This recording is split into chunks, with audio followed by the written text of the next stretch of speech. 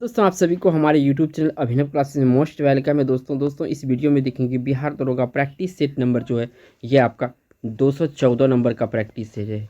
तो इससे पहले दोस्तों आप लोगों को 213 प्रैक्टिस सेट इस टॉपिक पे मिल चुका है। नहीं देखे हैं तो डिस्क्रिप्शन में इसका लिंक है, जाके वहाँ देख सकते हैं। और दोस्तों इसमें जो है हम 50 क्वेश्चन आंसर डिस्कस करते हैं, जिसमें आपका GS होता है, GK होता है और करंट्स का भी पार्ट्स होता है। करंट थोड़ा बहुत कम करते हैं क्योंकि जैसे ही नोटिफिकेशन आएगा वैसे मैं इसमें करंट ज़्यादा करने लगूंगा। और 50 क्वेश्चन है तो उसमें 10 क्वेश्चन आपको करंट का मिलेगा। तो देखिए इस क्वेश्चन ऐसे हैं इसमें दोस्तों, तो कुछ क्वेश्चन जो है रिपीटेड है, यानी कि इसमें 40% ऐसे क्वेश्चन है जो दोस्तों प्रीवियस ईयर दरोगा या अदर पुलिस एग्जाम से रिपीटेड क्वेश्चन है, और 60% क्वेश्चन आपको न्यू मिलेंगे इसमें। ठीक है, तो ये पूरे संभावित क्वेश्चन है और वीडियो को ज़रा सा भी स्किप नहीं कीजिएगा। अगर आप किसी भी एग्जाम की तैयारी कर रहे हैं तो ये वीडियो आपके लिए इंपॉर्टेंट है, क्योंकि देखिए ये वीडियो आपका एजुकेशनल है, आपका एजुकेशनल कंटेंट इस पर ही मिलेगा। और जितने भी मैं फैक्ट कहूँगा इस क्वेश्चन में माध्यम से सारे इंपॉर्टेंट होगा, तो वीडियो को ध्यान से देखिएगा और ध्यान से सुनिएगा। पहला क्वेश्चन देखिए दोस्तों, स्क्रीन पर आ गया होगा, ईजी क्वेश्चन है। आई होप आप सभी को इसका आंसर पता होगा। मंत्रिपरिषद किसके प्रति सामूहिक रूप से उत्तरदायी होता है? यहाँ पे मंत्रिपरिषद का बात चला है। देखिए मंत्रिपरिषद जो है सामूहिक रूप से उत्तरदायी होता है लोकसभा के प्रति। किसके प्रति होता है? लोकसभा के प्रति होता है। आपको याद रखना है लोकसभा के प्रति। ये ऐसे क्वेश्चन है कि जो ये प्रीवियस ईयर का सेट अगर करेंगे तो ये क्वेश्चन आपको बहुतों सेट में ये मिलेगा। ठीक है ना, तो सी ऑप्शन यहाँ से सही है। नेक्स्ट यहाँ से पूछा गया दोस्तों आपसे 2 नंबर में, किस भौगोलिक क्षेत्र को अनुसूचित क्षेत्र घोषित करने का अधिकार किसे है? किसी भी क्षेत्र को, भौगोलिक क्षेत्र को अनुसूचित क्षेत्र घोषित करने का अधिकार किसके पास है? तो ये अधिकार जो होता है दोस्तों ये राष्ट्रपति के पास होता है। किसके पास होता है? राष्ट्रपति के पास होता है। तो सी ऑप्शन सही है। बढ़ते हैं आपका 3 नंबर क्वेश्चन पर। नेक्स्ट यहाँ देखिए कूट वाला क्वेश्चन है। इस तरह के क्वेश्चन आपको ध्यान से करना होता है। ठीक है ना, देखिए यहाँ कूट लिखा हुआ है ना आंसर में।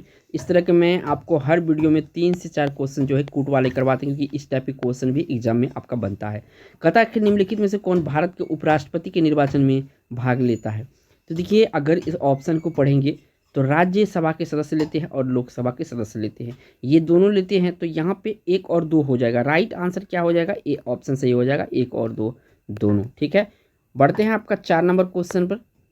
नेक्स्ट क्वेश्चन दोस्तों इसे पूछा गया आपसे 4 नंबर में, मूल अधिकारों का संरक्षक किसे कहा जाता है, माना जाता है? जो मूल अधिकार होता है संविधान का, इसका संरक्षक किसे माना जाता है? देखिए इसका संरक्षक होता है सर्वोच्च न्यायालय। कौन होता है? सर्वोच्च न्यायालय, यानी कि सुप्रीम कोर्ट। सी ऑप्शन इस क्वेश्चन का राइट आंसर है। बढ़ते हैं आपका 5 नंबर क्वेश्चन पर। नेक्स्ट क्वेश्चन दोस्तों इसे पूछा गया है 5 नंबर में, संविधान सभा द्वारा राष्ट्रीय ध्वज को कब स्वीकार किया गया था? देखिए ये क्वेश्चन आपको इजी लगता होगा, आप सभी इसका ऑप्शन जरूर अपने अंदाज से दीजिए। ठीक है, इसके बाद मेरा ऑप्शन देखिए कौन सा इसका सही होने वाला है, क्योंकि ये क्वेश्चन अच्छे डिफिकल्ट है और एग्जाम में ये रिपीट होते हैं। तो यहाँ पे जब ऑप्शन को ध्यान से पढ़ेंगे, आप अगर कहीं पहले पढ़े होंगे तो इसका आंसर आपको पता होगा। ये 22 जुलाई 1947 को राष्ट्रीय ध्वज को स्वीकार किया गया था। बी ऑप्शन यहाँ पे सही है। इस तरह के क्वेश्चन आगे भी मिलेगा दोस्तों, जो कि आपके लिए थोड़ा सा डिफिकल्ट हो सकता है। बढ़ते हैं आपका 6 नंबर क्वेश्चन पर। नेक्स्ट क्वेश्चन देखिए ये भी थोड़ा सा आपके लिए डिफिकल्ट हो सकता है। संविधान सभा का गठन किया गया था, संविधान सभा का गठन कब किया गया था? तो देखिए संविधान सभा का जो गठन किया गया था ये किया गया था कैबिनेट मिशन योजना 1946 के अंतर्गत। कैबिनेट मिशन योजना 1947 के अंतर्गत, यानी कि यहाँ पे ए ऑप्शन सही है दोस्तों। देखिए दोस्तों आप लोगों से एक रिक्वेस्ट है कि जो आप अगर तैयारी यहाँ पे करते हैं, यहाँ पे मैंने 214 ये मेरा सीरीज में बिल्कुल चल रहा है, तो यहाँ पे लगभग मैं आपका 11,000 क्वेश्चन मैं करवा चुका हूँ इस सीरीज़ के माध्यम से। जो हमारे वीडियो रेगुलर वॉच करते होंगे तो लगभग में आपका 10,000 प्लस क्वेश्चन बिहार दरोगा से संबंधित आपका तैयारी हो गया। आपकी तैयारी दिन बाय दिन बेटर हो गई अगर ये हमारे इस वीडियो सीरीज़ के देखते होंगे आप इस वीडियो को। देखिए दोस्तों ये हो गया 6 नंबर। 7 नंबर पर बढ़ते हैं। नेक्स्ट यहाँ से पूछा गया दोस्तों आपसे 7 नंबर में, किस चार्टर अधिनियम के तहत भारत में दास प्रथा को अवैध घोषित किया गया था? दास प्रथा को अवैध घोषित किया गया था, ये क्वेश्चन भी आपके लिए डिफिकल्ट। आप ऑप्शन लगाइए जल्दी से, ठीक है ना। इसके बाद मेरा दिया हुआ आंसर देखिए कौन सा सही है। तो देखिए यहाँ पे जो किस चार्टर अधिनियम के तहत भारत में दास प्रथा को अवैध घोषित किया गया था, तो ये चार्टर अधिनियम था दोस्तों आपका 1833 चार्टर अधिनियम, यानी कि सी ऑप्शन यहाँ पे सही है। आई होप कि आपको यहाँ तक तो समझ में आ गया, यहाँ तक याद हो गया। देखिए मैं बहुत थोड़ा सा यहाँ पे स्लो चलता हूँ कि ताकि आपको आंसर को याद करवाते जाऊँ। बढ़ते हैं 8 नंबर क्वेश्चन पर। नेक्स्ट क्वेश्चन दोस्तों इसे पूछा गया आपसे 8 नंबर में, राज्य पुनर्गठन अधिनियम को किस वर्ष पारित किया गया था? राज्य पुनर्गठन अधिनियम को किस वर्ष पारित किया गया था? तो ये पारित किया गया था आपको 1956 में। कब? 1956 में। याद कर लीजिए आंसर, क्योंकि ये जितने भी मैं क्वेश्चन करता हूँ ना सारे इंपॉर्टेंट है। तो ऑप्शन यहाँ से बी सही है। बढ़ते हैं आपका 9 नंबर क्वेश्चन पर। नेक्स्ट यहाँ से पूछा गया दोस्तों आपसे 9 नंबर में, सार्वजनिक धन संरक्षक कौन होता है? जो सार्वजनिक धन का संरक्षक होता है ये कौन होता है? तो ये होता है CAG। कौन होता है? CAG। क्या जिसको कहते हैं? डी ऑप्शन यहाँ से सही है। नेक्स्ट यहाँ से क्वेश्चन आपको 10 नंबर आ गया है, राज्य लोक सेवा आयोग के सदस्यों के निम्नलिखित में से किसके द्वारा निष्कासित किया जा सकता है? यहाँ पे पूछा है राज्य लोक सेवा आयोग किसका? राज्य लोक सेवा आयोग को सदस्य का किसके द्वारा निष्कासित किया जा सकता है, यानी कि हटाया जा सकता है, ये पूछा गया है।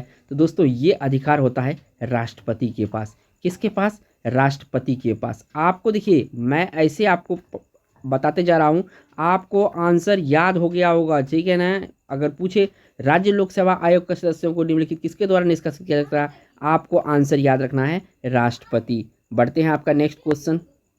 नेक्स्ट क्वेश्चन दोस्तों इसे पूछा गया है 11 नंबर में, निम्नलिखित में से कौन राज्य सूची का विषय नहीं है? इनमें राज्य सूची का विषय नहीं है। देखिए कृषि है, वन है और सिंचाई, ये तीनों जो है ना राज्य सूची का विषय है। ये समाचार पत्र आपका राज्य सूची का विषय नहीं है, तो ये संघ सूची का विषय है, ठीक है, यानी कि सी ऑप्शन यहाँ पे राइट हो जाएगा। देखिए दोस्तों आपको अगर कोई भी टॉपिक पे आपको वीडियो चाहिए, कोई भी टॉपिक पे वीडियो चाहिए, ठीक है ना, तो आप कमेंट कर सकते हैं हमारे चैनल में दोस्तों, और बहुत जल्द उस पर हम एक वीडियो का सीरीज तैयार कर देंगे। बढ़ते हैं आपका 12 नंबर क्वेश्चन पर। नेक्स्ट क्वेश्चन दोस्तों इसे पूछा गया आपसे 12 नंबर में, 8वीं अनुसूची में मूल रूप से कितनी भाषा थी? तो देखिए 8वीं अनुसूची में मूल रूप से 14 भाषा थी। कितनी थी? 14, यानी सी ऑप्शन सही है। लेकिन अब जो है दोस्तों कितनी भाषा है? तो अब है वर्तमान में ये 22 हो गया। कितना जोड़ा गया है? 8 जोड़ा गया है। तो यहाँ पे कितना हो जाएगा? वर्तमान में 22 हो जाएगा। यहाँ पे 24 में गलती से लिख दिया हूँ, 24, 8 4 12 2 हो गया और 1 1 2 हो गया, ठीक है ना। 22 भाषा वर्तमान में 22, लेकिन 8वीं अनुसूची में मूल रूप से कितनी भाषा पहले थी? तो 14 थी। आई होप कि आपको समझ आ गया होगा। बढ़ते हैं आपका 13 नंबर क्वेश्चन पर। नेक्स्ट यहाँ पे पूछा गया दोस्तों 13 नंबर में, आधुनिक कंप्यूटर का खोज सर्वप्रथम किस वर्ष हुई थी? देखिए सर्वप्रथम जो खोज हुई थी 1946 ईस्वी में हुई थी। और जो चार्ल्स बेबेज है, चार्ल्स बेबेज, ठीक है ना, बेबेज, यहाँ पे मैं लिख देता हूँ बेबेज, ये जो था दोस्तों कंप्यूटर का जनक कहा जाता चार्ल्स बेबेज को, यानी यहाँ तो ये ऑप्शन है चार्ल्स बेबेज कंप्यूटर का पिता या कंप्यूटर का जनक है। बढ़ते हैं आपका 14 नंबर क्वेश्चन पर। नेक्स्ट क्वेश्चन दोस्तों इसे पूछा गया आपसे कि मर्डेका कप का संबंध किस खेल से है? यहाँ पे मर्डेका कप का संबंध किस खेल से है? देखिए दोस्तों मर्डेका कप का संबंध जो है ये फुटबॉल से है। तो बी ऑप्शन यहाँ से सही है। नेक्स्ट यहाँ पे पूछा गया दोस्तों आपसे 15 नंबर में, चरित्रहीन पुस्तक के लेखक निम्नलिखित में से कौन है? देखिए अगर बिहार दरोगा की आप प्रीवियस ईयर सेट लगाए होंगे तो आपको पता होगा 1 से 2 क्वेश्चन आपका बुक से रिलेटेड करता है। तो मैं हर सीरीज में 1 से 2 क्वेश्चन बुक से लेता हूँ। तो देखिए चरित्रहीन पुस्तक के जो लेखक थे ये है शरत चंद्र चट्टोपाध्याय, यानी कि यहाँ से सी ऑप्शन सही है। शरत चंद्र चट्टोपाध्याय जो है दोस्तों ये चरित्रहीन पुस्तक लिखा है। बढ़ते हैं आपका 16 नंबर क्वेश्चन पर। नेक्स्ट क्वेश्चन दोस्तों से पूछा गया आपसे 16 नंबर में, निम्नलिखित में से कौन जननायक के उपनाम से प्रसिद्ध है? जननायक के उपनाम से इसमें कौन प्रसिद्ध है? तो ये जो आपका दोस्तों कर्पूरी ठाकुर है इसे जननायक के नाम से प्रसिद्ध है, यानी कि यहाँ पे सी ऑप्शन सही है। यहाँ पे जो जयप्रकाश नारायण है दोस्तों इसको लोकनायक कहा जाता है। क्या कहा जाता है? लोकनायक कहा जाता है। मैं लिख दिया हूँ, आपको याद हो गया होगा, ठीक है। बढ़ते हैं आपका 17 नंबर क्वेश्चन पर। नेक्स्ट क्वेश्चन दोस्तों इसे पूछा गया आपसे 17 नंबर में, बिरजू महाराज का संबंध किस शास्त्रीय नृत्य से है? जो बिरजू महाराज है इसका संबंध किस शास्त्रीय नृत्य से है? दोस्तों इसका संबंध कथक से है। किससे है? कथक से है, यानी कथक कली आपको नहीं करना, याद रखना है कथक से। नेक्स्ट यहाँ पे दोस्तों पूछा गया आपसे 18 नंबर में, अंतर्राष्ट्रीय परमाणु ऊर्जा अभिकरण मुख्यालय कहाँ स्थित है? अंतर्राष्ट्रीय परमाणु ऊर्जा अभिकरण का मुख्यालय यानी हेडक्वार्टर कहाँ पे है, ये पूछा गया है। तो इसका जो हेडक्वार्टर है ये आपका कहाँ पर है, तो इसका हेडक्वार्टर आपका वियना में है। कहाँ पे है, वियना। वियना कहाँ पे पड़ता है, ऑस्ट्रिया में पड़ता है, यानी कि सी ऑप्शन यहाँ से सही है। बढ़ते हैं 19 नंबर क्वेश्चन पर। नेक्स्ट यहाँ पे क्वेश्चन पूछा गया आपसे 19 नंबर में, हिंदुस्तान एरोनॉटिक्स लिमिटेड की स्थापना किस वर्ष की गई थी। हिंदुस्तान एरोनॉटिक्स लिमिटेड की स्थापना किस वर्ष की गई थी, तो ये किया गया था दोस्तों आपका, कब किया गया था, ये किया गया था 1940 ईस्वी में। कब किया गया था, 1940 ईस्वी में, यानी कि ए ऑप्शन इस क्वेश्चन का राइट आंसर हो जाएगा। बढ़ते हैं 20 नंबर पर। नेक्स्ट यहाँ से पूछा गया दोस्तों आपसे 20 नंबर में, अंतर्राष्ट्रीय न्यायालयों में न्यायाधीशों की नियुक्ति कितने वर्षों के लिए होती है। अंतर्राष्ट्रीय न्यायालयों में न्यायाधीशों की नियुक्ति कितने वर्ष के लिए होती है, तो ये होता है 9 वर्ष के लिए। कितने के लिए, 9 वर्ष के लिए होता है नियुक्ति। बढ़ते हैं 21 नंबर क्वेश्चन पर। नेक्स्ट यहाँ पे पूछा गया दोस्तों 21 नंबर में, निम्नलिखित में से किस शासक को शीला आदित्य कहा गया है। तो शीला आदित्य कहा गया है दोस्तों ये हर्षवर्धन को। किसको कहा गया है, हर्षवर्धन को। बढ़ते हैं 22 नंबर क्वेश्चन पर। नेक्स्ट यहाँ पे पूछा गया दोस्तों आपसे 22 नंबर में, किस वंश के शासनकाल में तीनों संगमों का आयोजन किया गया था।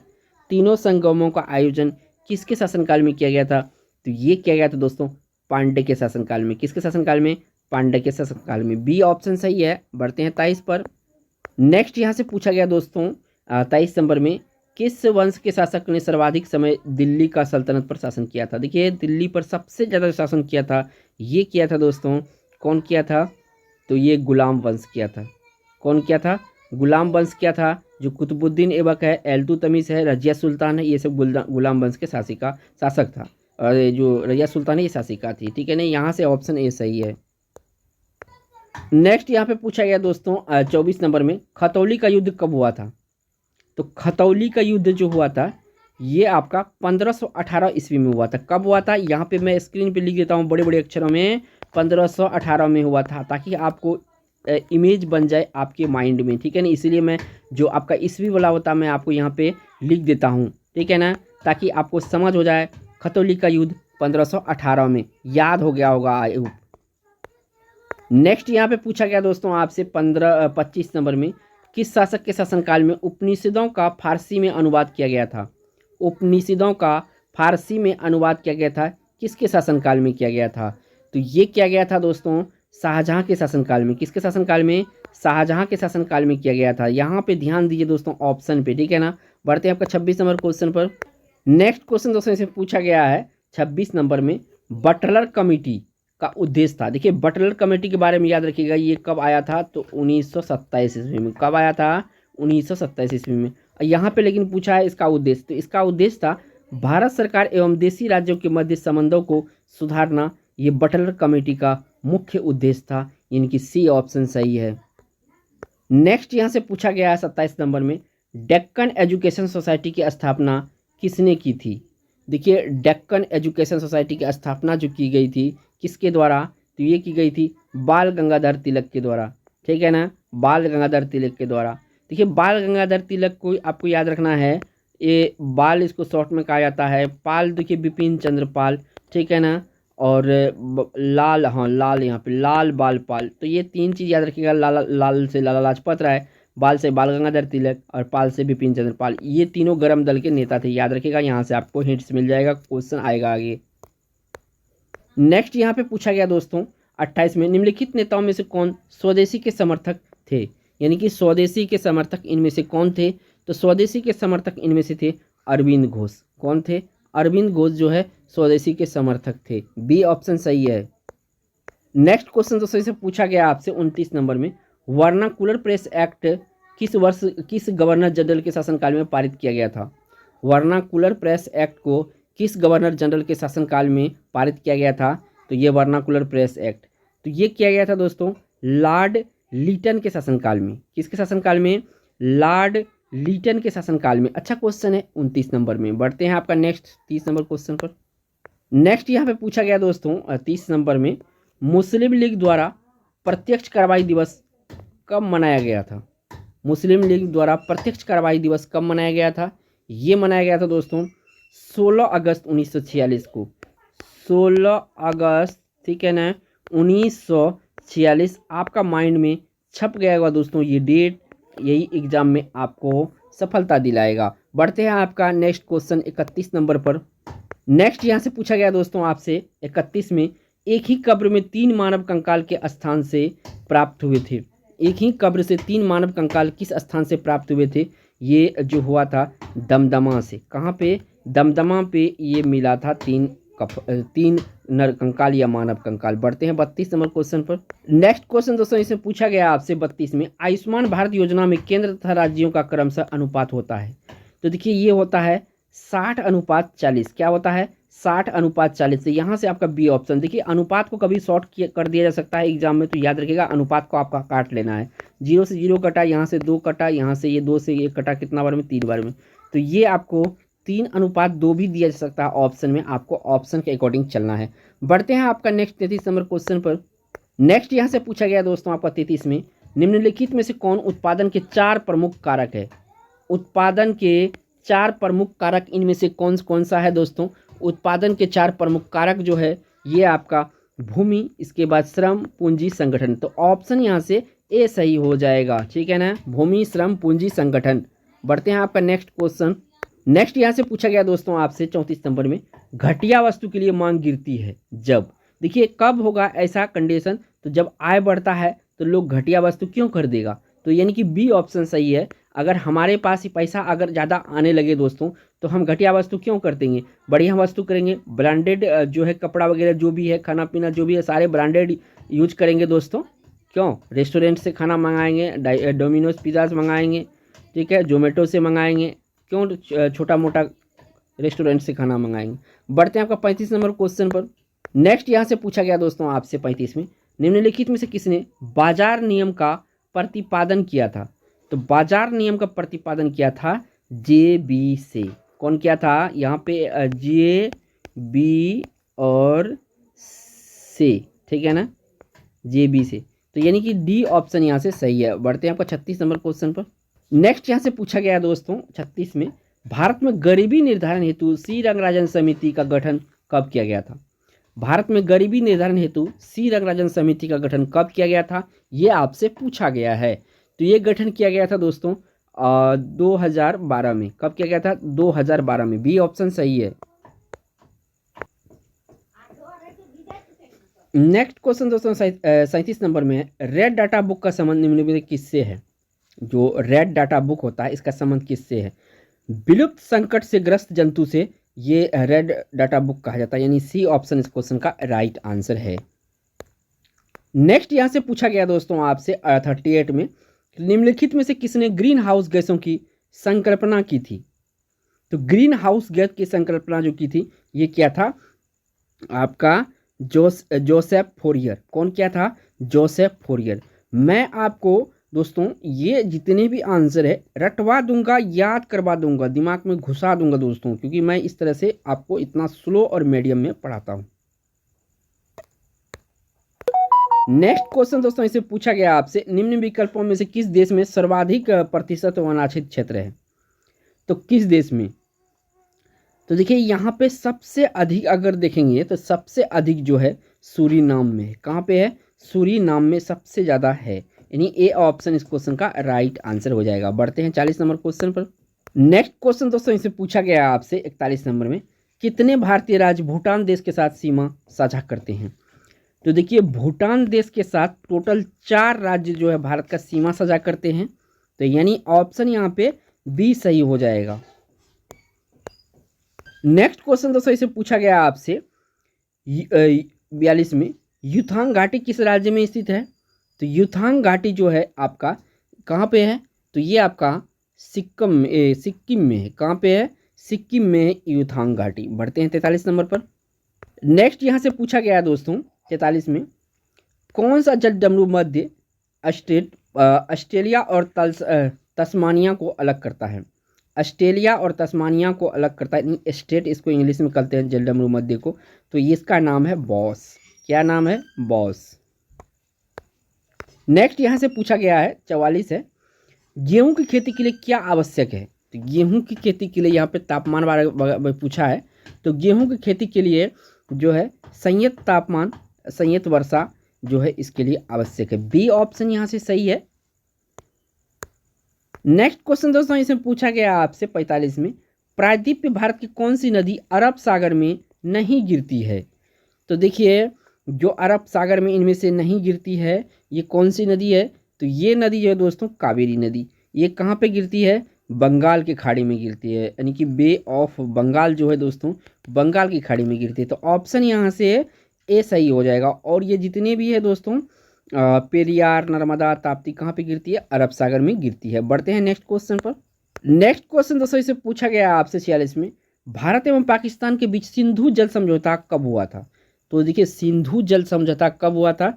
ये हुआ था दोस्तों आपका 1960 ईस्वी में। मैं लिख देता हूँ इसलिए दोस्तों क्योंकि ऑप्शन में है, ताकि आपको माइंड में ये विजुअलाइज हो जाए। यानी कि इस तरह से मैं लिखता हूँ तो आपको दिमाग में जो है ये आपका नज़र जो देखता होगा, दिमाग इसको कन्वर्ट कर लेता होगा 1960। तो इसलिए मैं लिख देता हूँ यहाँ से आपका सी ऑप्शन सही है 1960। नेक्स्ट क्वेश्चन दोस्तों इसे पूछा गया आपसे और 47 में, सुर सरोवर पक्षी विहार किस राज्य में स्थित है? सुर सरोवर पक्षी विहार किस राज्य में स्थित है इनमें से? तो ये है आपका उत्तर प्रदेश। किस में है? उत्तर प्रदेश में है। बढ़ते हैं नेक्स्ट क्वेश्चन 48 नंबर पर। नेक्स्ट क्वेश्चन दोस्तों इसे पूछा गया आपसे 48 में, दस्त ए लूट रेगिस्तान का संबंध किस देश से है? तो दस्त ए रेगिस्तान का संबंध जो है ये आपका ईरान से है। किससे है? ईरान से है। तो यानी आपका बी ऑप्शन सही है। नेक्स्ट क्वेश्चन दोस्तों इसे पूछा गया आपसे कि निम्नलिखित में से कौन सी ठंडी जलधारा का उदाहरण नहीं है? तो इसमें से ठंडी जलधारा का उदाहरण इनमें से कौन नहीं है?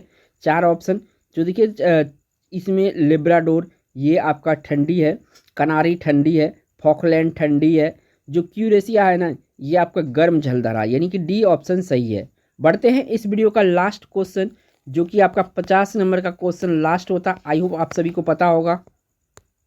नेक्स्ट क्वेश्चन यहाँ पे पूछा गया दोस्तों आपसे, काली मिट्टी का निर्माण किस प्रकार के चट्टानों के टूटने से होता है? जो काली मिट्टी है ना, काली मिट्टी, देखिए काली मिट्टी से एक सवाल और आता है कि काली मिट्टी को कहा जाता है कपासी मिट्टी। क्या कहा जाता है? कपासी मिट्टी काली मिट्टी को कहा जाता है। तो याद रखिएगा कपास की खेती के लिए बहुत उपयुक्त होता है कपासी मिट्टी, इसलिए काली मिट्टी को कपासी मिट्टी कहा जाता है। यहाँ पे कहता किस चट्टान के टूटने से बनता है? तो ये आपका बेसाल्ट चट्टान के टूटने से बनता है। कौन सी मिट्टी? काली मिट्टी। तो दोस्तों अगर वीडियो अच्छा लगा होगा तो एक लाइक ज़रूर कीजिएगा दोस्तों, और चैनल पे पहली बार आए हैं दोस्तों तो चैनल को प्लीज़ सब्सक्राइब कर लीजिएगा। थैंक्स फॉर वॉचिंग दोस्तों।